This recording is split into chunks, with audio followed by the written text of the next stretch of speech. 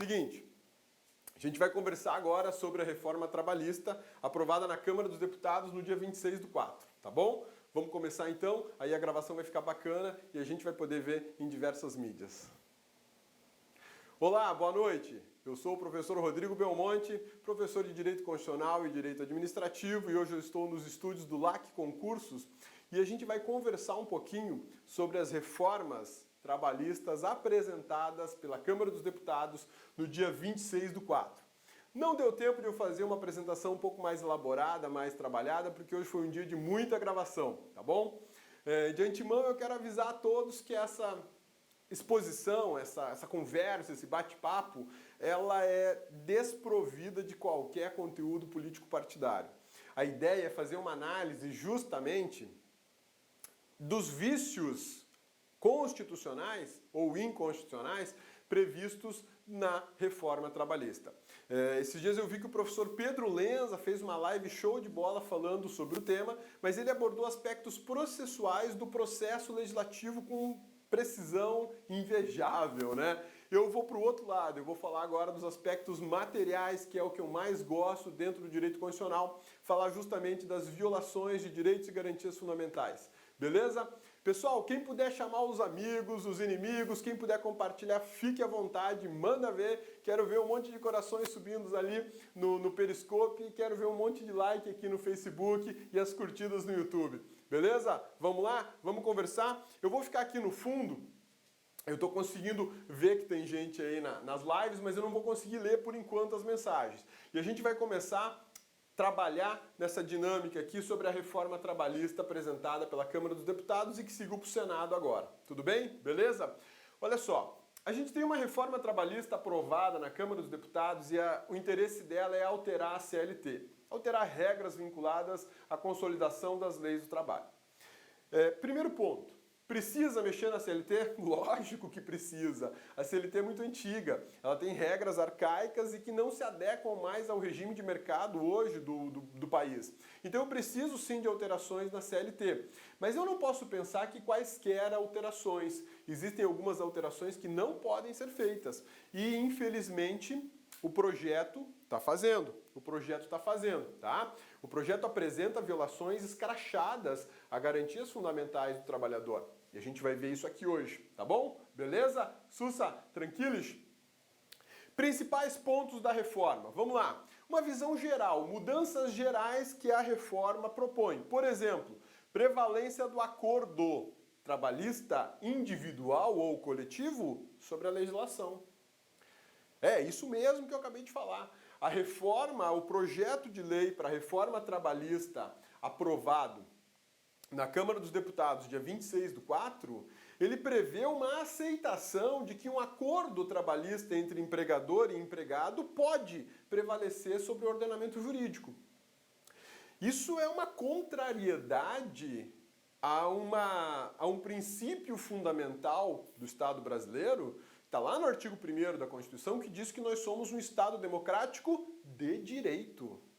Eu não posso pensar que acordos, não me interessa se é de trabalhador, de empregador, de empresários, de governo, o que for, podem sobrepor a legislação brasileira.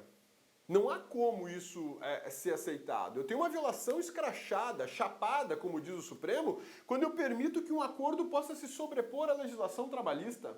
Ou até, quem sabe, no futuro, uma interpretação de que vai se sobrepor à própria Constituição. Isso é um ponto delicadíssimo que a gente vai conversar. Eu tenho aqui uma violação do princípio da legalidade e da supremacia da Constituição, sem falar do Estado democrático de direito. Nós vivemos num Estado legalista, faz parte da vida do brasileiro isso. Então, muito cuidado ao analisar esses dispositivos. Eu tenho ouvido muitos empresários felizes, eles estão achando que essa é uma reforma bacana. Já já a gente vai conversar sobre se a reforma é tão bacana ou não, porque ela tem efeitos jurídicos complicados, porque violam a Constituição, e tem efeitos sociais mais complicados ainda, tá? Regras para o trabalho intermitente. Querem instituir agora a regulamentação e a formalização pelo trabalho intermitente. Isso está aprovado. Está aprovado. Vamos ver aqui mais. Fim da contribuição sindical obrigatória e ajuda do sindicato na rescisão trabalhista. Como funciona hoje? Os sindicatos participam da rescisão trabalhista. Eu tenho que levar até o sindicato, ou o sindicato participa de uma rescisão e dá a sua contribuição sindical lá, né? Ele diz se tá bom, se não tá. Se o sindicato atua bem ou não atua bem, se o sindicato é porcaria ou não é porcaria, não é esse o ponto que a gente tem que observar. Por que não é esse o ponto? Porque a gente tem dentro da Constituição da República o artigo 8º da Constituição que estabelece direitos coletivos do trabalhador. Então como é que eu vou fazer com essa garantia coletiva do trabalhador? Vou eliminar, abolir por meio de uma lei? Não, cabeça, mas a proposta de reforma não está tentando abolir sindicato. O sindicato vai existir. Ok, o sindicato vai continuar existindo, mas sem contribuição sindical? Como é que o sindicato vai se manter sem a contribuição sindical? Não estou aqui fazendo defesa a sindicato. Eu sei que tem muito sindicato porcaria nesse país que não presta, né? E que não merecia ter acesso a esse dinheiro público que decorre da contribuição sindical, que tem natureza tributária. O trabalhador não tem opção. Tem muito trabalhador dando risada. Pô, não vou mais pagar o imposto do sindicato. Primeiro que não é imposto, é uma contribuição. E segundo que essa contribuição corresponde a um dia do seu trabalho no ano todo. Não é por causa desse um dia que você vai ficar mais rico ou mais pobre.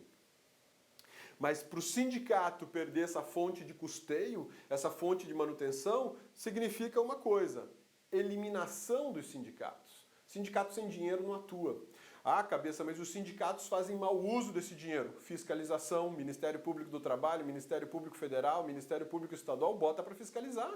Se o dinheiro é inadequadamente usado, vamos fiscalizar e responsabilizar criminalmente ou até por improbidade. Ações civis públicas podem ser ajuizadas. Instrumentos de controle nós temos. Então esse é um ponto. A gente tem aqui uma violação, por exemplo, ao artigo 8º da Constituição, e aqui, ó, 149. Quando eu elimino contribuição sindical, sabe o que eu estou fazendo? Além de cortar o dinheiro dos sindicatos, eu estou reduzindo a arrecadação tributária da União. E para fazer uma redução da arrecadação tributária da União, eu preciso de um estudo de impacto financeiro dessa medida. Não existe. Eu tenho uma violação constitucional gritante no que diz respeito ao orçamento público. As receitas públicas anualmente são baseadas em uma série de fontes de recursos, de recolhimentos, de impostos, tributos de forma geral. Uma delas é a contribuição sindical. A partir do momento que eu abro mão, porque eu elimino essa contribuição sindical, embora ela esteja prevista na Constituição como obrigatória, eu tenho renúncia de receita. E a renúncia de receita pública só pode acontecer por meio de lei e estudo de impacto financeiro. Só essa medida aqui já gera uma ADIM por diversas razões. Porque afronta contra a atuação dos sindicatos, porque está contrariando o texto da Constituição e porque está efetivando renúncia de receitas públicas sem estudo de impacto ambiental. Essa é a reforma trabalhista. Né? Ó, violação constitucional e renúncia de receita, violação da Constituição Federal e da Lei de Responsabilidades Fiscais. Responsabilidade Fiscal, que é a Lei 1101 de 2000. Então só aqui eu tenho uma violação gigante. Né? Vamos adiante. Convenção coletiva e acordo coletivo de trabalho prevalecerão sobre a lei nos seguintes pontos. Hoje, a gente tem convenção e acordo coletivo de trabalho que prevalece de forma quase que soberana, mas ela está dentro da legalidade. Ela está dentro da constitucionalidade. Agora, com o projeto, eu posso alavancar isso para ir mais longe. E aí eu pergunto a vocês... Um sindicato pobre, sem dinheiro, como é que ele vai trabalhar num acordo coletivo ou numa convenção coletiva? Sem recurso ele não vai longe. Ah, mas ele pode conseguir recursos por contribuição confederativa. Ou o trabalhador pode autorizar esse débito no salário dele. Mas aí a contribuição passa a ser facultativa. Quem vai ser o trabalhador que vai deixar sua grana na mão do sindicato? Exceto aqueles que já são associados ou sindicalizados, melhor dizendo, né?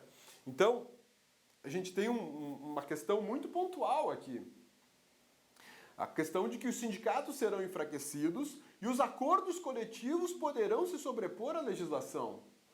Pô, eu tenho de um lado uma estrutura financeiramente enfraquecida e do outro lado não. Essa, em tese, é a regra, né? Se você pegar o Sindicato das Indústrias Metalúrgicas do Estado do Rio de Janeiro, eles têm uma força econômica X. Se você pegar o Sindicato dos Operários dessa indústria metalúrgica do Rio de Janeiro, a força deles é Y. Se eu diminuir essa força econômica desse sindicato, quem é que prevalece nesse acordo?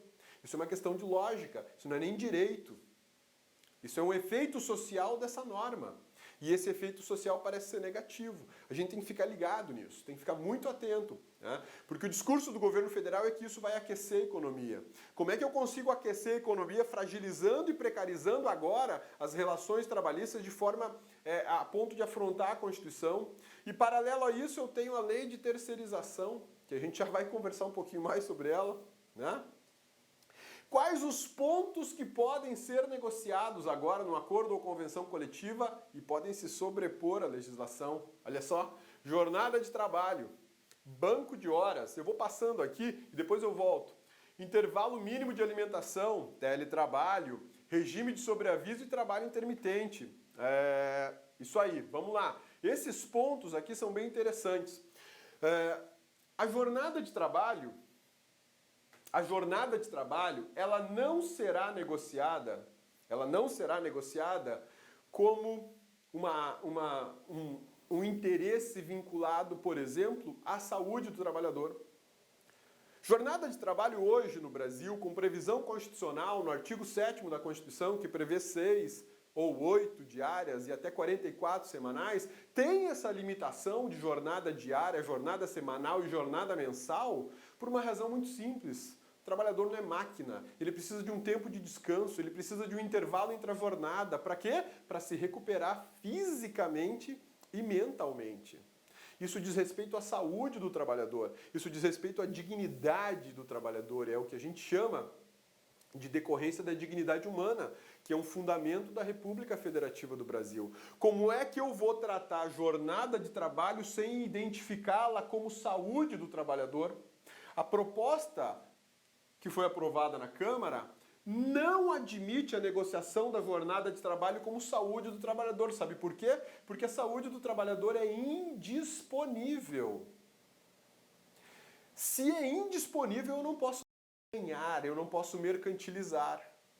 Então eu venho com uma lei ordinária para tentar alterar o texto ou o conteúdo de uma regra constitucional de caráter fundamental.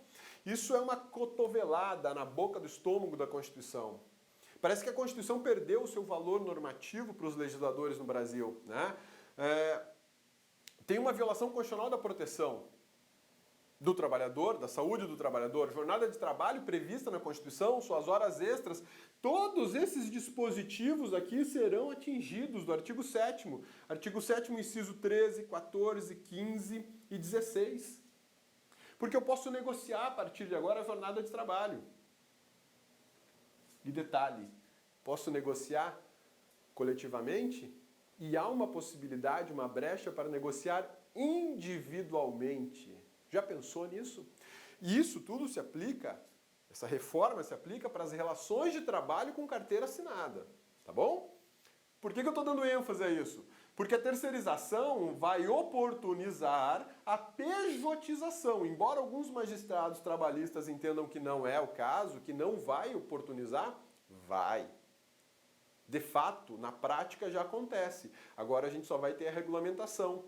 E aí, se eu tenho uma pejotização, eu não tenho mais regras trabalhistas. Eu tenho regras contratuais empresariais. Tenho metas de contratos empresariais para serem cumpridas. Isso é por causa da terceirização. Ah, não, eu não quero a terceirização, vou me vincular a um contrato de trabalho com carteira assinada. Tudo bem. Essas serão as novas regras, se aprovado no Senado e sancionado pelo presidente da República. A sanção é quase certa. Agora o lance é o Senado. O Senado pode travar isso. Será que vai travar? Não sei. Banco de horas, que é anual, ele agora vai ter uma modificação expressiva. Eu não posso mais trabalhar durante vários meses acumulando horas a mais para poder usufruir num determinado momento que me interessa. Primeiro, o que é o banco de horas, cabeça? O banco de horas é o seguinte, você faz a hora extra e não recebe em dinheiro. Na verdade, você recebe horas para usufruir mais tarde, compensar com o seu trabalho mais tarde. Então, o cabeça hoje tem no banco de horas dele, lá no Ministério Público Federal, 12 horas. 12 horas a mais. Eu posso pegar essas 12 horas e faltar um dia, 2 dias. Isso é compensação. Isso é banco de horas. O que acontece hoje? Eu posso acumular durante o ano. Agora, com a reforma, eu tenho que acumular no mês e gastar no mês. Eu não posso levar meu acúmulo de horas trabalhadas para o mês seguinte. Eu não posso acumular para, de repente, ficar uma semana de folga só por causa de um banco de horas. Isso é flexibilidade que as pessoas estão falando, de negociar. Para mim, essa é de menor importância, né? As anteriores são mais complicadas. Intervalo mínimo de alimentação de meia hora. Tudo bem, eu acho que esse não é um problema sério, intervalo mínimo de meia hora, porque tem muito trabalhador que não gosta de ficar 2 horas à toa ou 1 hora à toa. Para ele, meia hora está de bom tamanho, ele consegue fazer um almoço legal, consegue fazer sua higiene pessoal e volta a trabalhar. Assim ele ganha tempo para ter outras atividades além do trabalho. Família, esporte, exercícios, estudar. Tão bom estudar, né? Então isso eu não acho tão ruim. Só que o fato é que esse intervalo de meia hora para alimentação não será negociado como o direito à saúde do trabalhador. Portanto, as regras, o conjunto de regras, o regime de regras que vai incidir nesse dispositivo não são daquelas que tratam como interesse indisponível. Porque eu não vou mais estar tratando da saúde do trabalhador. Teletrabalho. Tem uma aluna minha que falou, pô, graças a Deus vão regulamentar o teletrabalho, porque eu já faço teletrabalho e não tem regulamentação. Bacana, eu acho que isso é um ponto positivo. Mas é uma negociação livre desse home office. Como assim negociação livre, cabeça? A pergunta é a seguinte. Você vai fazer teletrabalho, vai trabalhar em casa, trabalho remoto ou home office. Fechou, beleza. Quem vai pagar pela sua estação de trabalho? Quem vai pagar pelo consumo de energia elétrica? Quem vai pagar pelo telefone que você usar? Quem vai pagar pelas despesas que você vai ter em razão de executar na sua casa o trabalho de uma empresa? Porque hoje isso é custo de quem? Da empresa. A empresa faz a programação de gastos dela baseada nesse custo. Equipamento, energia, telefone, internet, treinamento, ambiente de trabalho climatizado. Tudo isso faz parte do custo da empresa. E ela está transferindo esse custo para quem? A proposta é que num acordo coletivo que pode se sobrepor à legislação, você faça o acerto de tudo isso. Bom, a gente pode ter aqui o empregador com um senso de decência bacana e falar, não, eu te dou uma estação de trabalho para você usar na sua casa para as atividades profissionais que você vai me proporcionar. Eu vou pagar uma cota parte da sua energia elétrica e da sua internet. Pô, bacana. Mas e o empregador que chegar para o trabalhador e falar o seguinte, olha só, tem vaga, home office. Topa? Topo, claro que eu topo. Bom demais, home office, trabalhar em casa. Pois é. Então, os requisitos para você trabalhar em casa é ter um computador avaliado em R$4.000, é ter uma internet de 50 megas de velocidade, você precisa ter uma estrutura para sentar e de mesa compatível com essa que tem no meu trabalho. Providencie isso em uma semana e volta a falar comigo. Aí você vai fazer o custo disso, bate quase 7, 8 mil reais. E aí, quem que vai pagar? Uai, o acordo pode dizer que é o empregador. Sim, pode. E se o empregador falar, não, é por sua conta, se vira. Quer trabalhar para mim, você tem que ter esse instrumento, esse equipamento e essa estrutura à tua disposição. Então percebam, galera, que o projeto ele é bacana, regulamentar o teletrabalho, mas não estabeleceu quais as regras mínimas de proteção do trabalhador. Não. Ele só diz, vamos regulamentar. Ponto final, né? Será acordado previamente com o patrão, inclusive o uso de equipamentos e gastos como energia elétrica e internet. Mas o que será acordado? Será acordado previamente que quem vai pagar é o trabalhador? Ou será acordado previamente que quem vai pagar é o empregador? Nós não sabemos. Por que nós não sabemos? Porque o princípio norteador desse projeto é a desoneração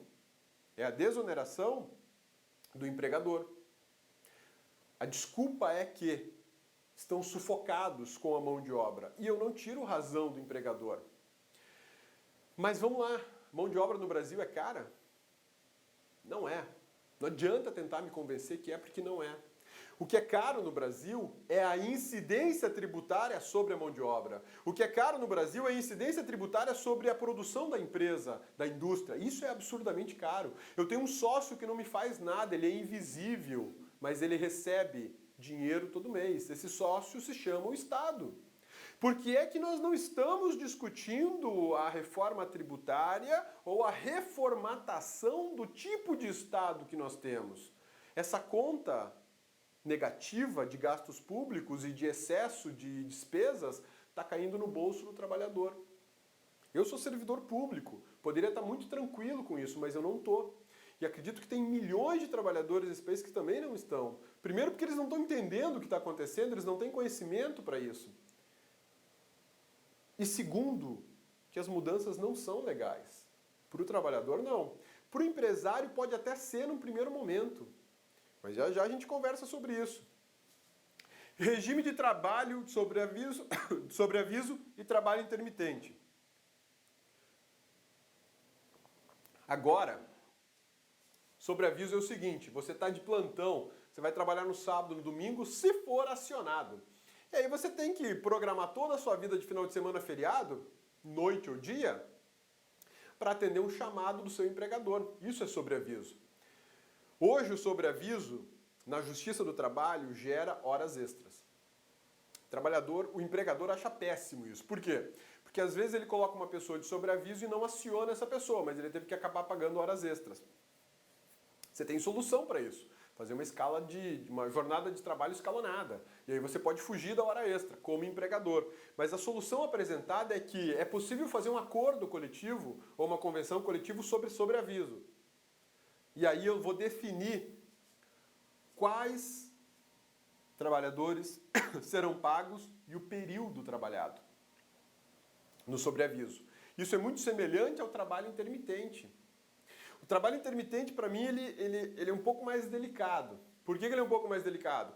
Porque você só recebe efetivamente se trabalhou. Se não trabalhou, não recebe. Por cabeça, mas como assim?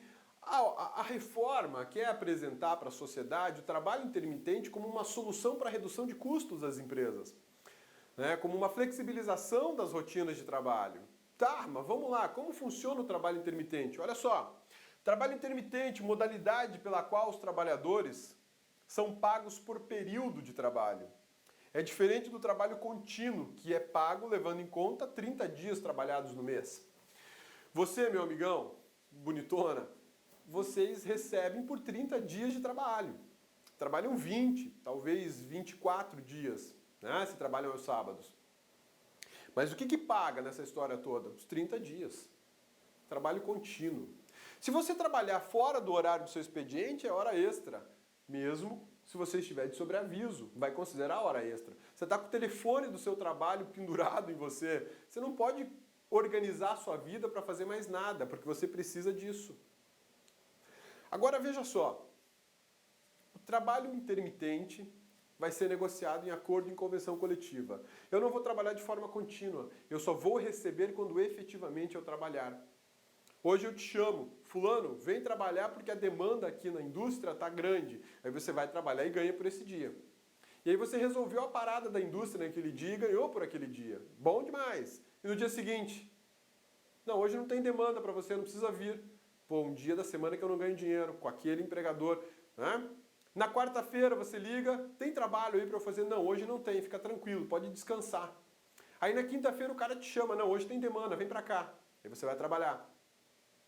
Ou pior, você trabalha num shopping, numa loja de shopping center, Você tem que estar às 10 horas da manhã de pronto, à disposição do seu empregador na loja do shopping. Todo mundo sabe que às 10 horas da manhã só tem os trabalhadores do shopping dentro do shopping, que o comércio começa a se aquecer no horário próximo do almoço.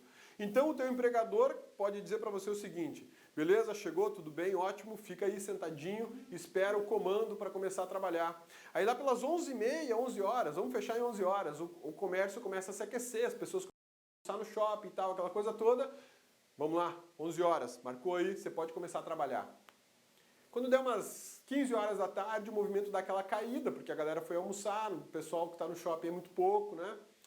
Você termina seu horário às 4. 3 horas, o cara não, pode encostar aí, que agora não vai mais vender nada não.